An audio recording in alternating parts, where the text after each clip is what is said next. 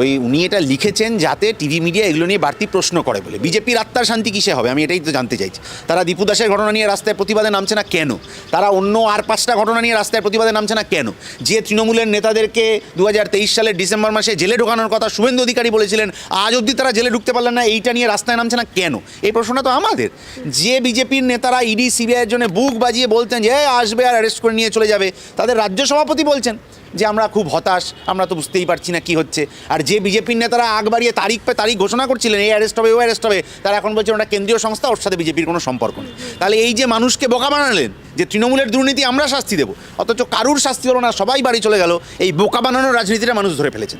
যে কারণে ওইসব বিজেপির নেতারা এইসব লিখছেন ফেসবুকে যে এই যে মানুষ ভাগের রাজনীতি যখন হবে বাংলাদেশে, ওখানকার সংখ্যালঘু মৌলবাদ যত বাড়বে, ওদেরকে দেখিয়ে পশ্চিমবাংলারও সংখ্যাগুরু মৌলবাদ তত বাড়বে, ভারতবর্ষের সংখ্যাগুরু মৌলবাদ তত বাড়বে, এবং নিজেদের মধ্যে ওদের গোপন আন্ডারস্ট্যান্ডিং থাকবে যে তুমি ওখানে যত গণ্ডগোল পাকাবে তত আমার বাংলায় সুবিধা, আর আমি বাংলায় যত গণ্ডগোল পাকাবো তত তোমার বাংলাদেশে সুবিধা।